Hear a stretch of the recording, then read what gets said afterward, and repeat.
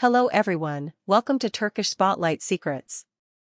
If you want long, thoughtful breakdowns that are perfect for text-to-speech, hit like, subscribe, and tap the join button so you never miss a deep dive. Today we're unpacking a story that began with silence, ripened into courage, and ended with something better than an apology tour, a genuine reset.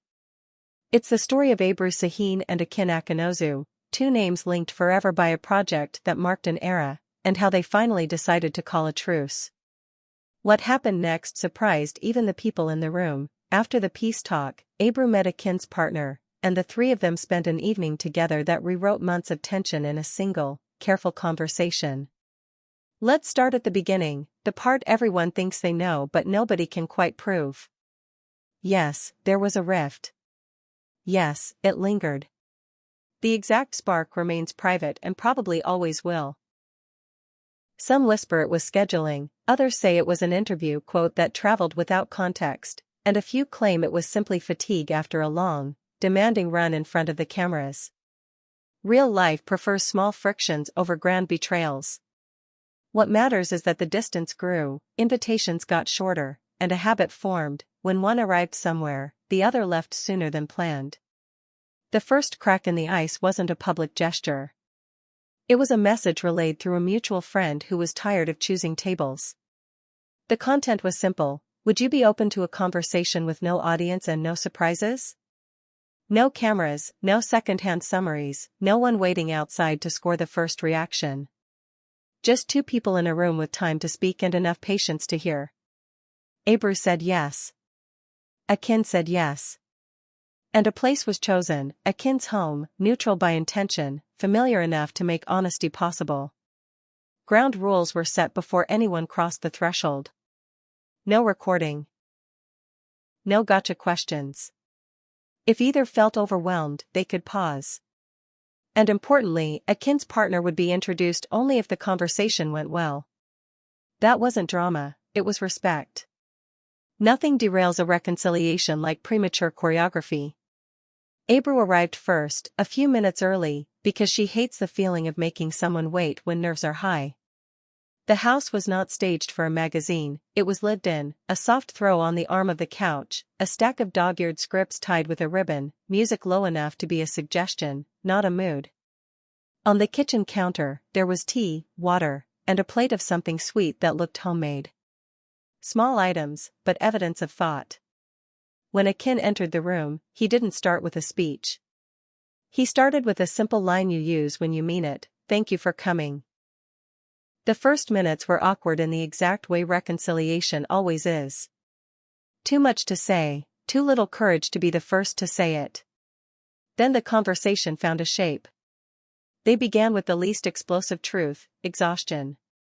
Long shoots, travel, interviews, analysis, expectations. They talked about the way a set can turn into a tunnel, how private jokes become brittle when repeated into microphones, how people can misread admiration as ownership and disagreement as betrayal. They didn't litigate the past, they mapped the pressure that warped it.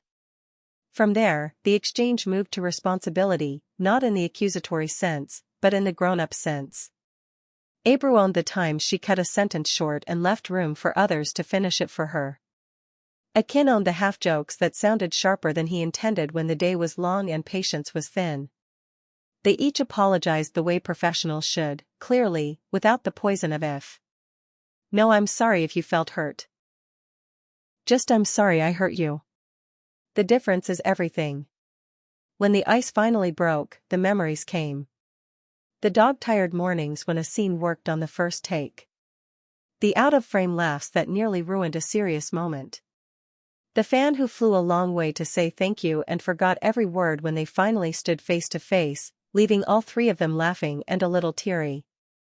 The day a storm cut the set's power and the crew used phone flashlights so the leads could finish a crucial exchange before the light died.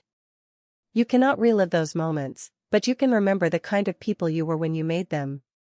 That remembering softens a room. Only after the tone settled did Akın's partner come in. Not as a test, not as a spectacle, but as the final, quiet step of good faith. She greeted Ebru with the warmth of someone who understands that history can be heavy and decided not to make it heavier. The three of them sat around the same low table, and the subject shifted from postmortem to what next. Not are we friends again, but how do we move in the same world without tripping each other? Pragmatic questions rose: how to handle overlapping events, how to deflect loaded interview prompts without throwing anyone under a bus, how to talk about the past when the past keeps knocking on the door of the present. Then came the part nobody expected.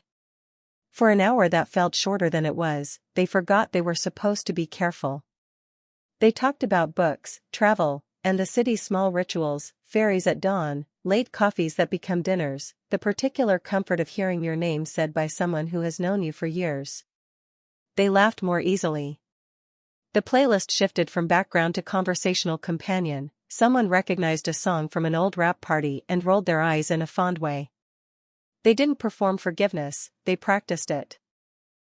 At some point, the conversation circled back to work, because that is the ground where they first stood. Could they share a stage or a set again? Maybe. They agreed that a reunion should never be a stunt or a nostalgia grab. If a script appears that respects time and gives them new notes to play, they would read it with open minds. And if it never does, they won't force it. Peace is not a contract for sequels, peace is permission to coexist without the past burning at the edges. What did the evening change? Not the internet. The internet likes its stories simple and inflammable. But it changed the room, and rooms matter more than timelines. It turned strangers in the same industry back into colleagues who know how to pass a microphone without cutting a hand. It turned a house into neutral territory. It turned a partner into a bridge rather than a boundary. That is no small victory. The lesson here isn't a slogan. It is a small, repeatable pattern. Invite with respect. Speak with restraint. Apologize without the protective armor of excuses. Introduce the new chapter only after the old one has been properly shelved. Too often, famous people try to reconcile through press releases. This was the opposite, a private meeting that succeeded precisely because it was private, and because everyone inside it was allowed to be a person first and a headline never. Will the cause of the original rift ever be clarified for the public? Probably not. And that is fine.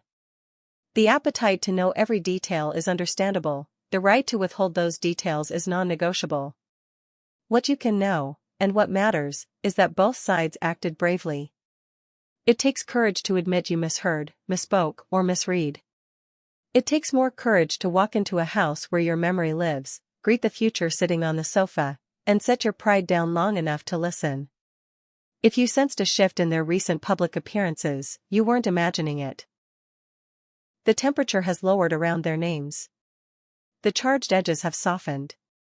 In group photos, they don't orbit opposite corners. At events, they do not sprint past each other to avoid the frame. They won't manufacture a friendship for applause, but they have recovered the baseline of professional grace, and that baseline is the best news for anyone who cares about the work. Before we close, here's what we can all take from this evening behind a closed door. You don't have to agree on every frame to agree on respect. You don't have to relive the past to honor what it gave you. And sometimes the most persuasive voice in the room belongs to the person with the least history in it, the partner who arrived later and chose to invest in peace rather than choose sides. That choice helped the night end not with a staged photo, but with something quieter and better. 3 people standing by the front door, putting on their shoes, promising to keep the temperature at this gentle setting the next time they meet. If this narrative gave you a calmer, fuller picture than the rumor scroll, please like the video, subscribe to Turkish Spotlight Secrets, and ring the bell. Tell me in the comments, would you want to see Ebru Şahin and Akın Akinozu reunite for a new project if the script was worthy, or is their best collaboration now the example they've set in real life? Thank you for watching. Be kind in the comments, take care of yourselves, and goodbye.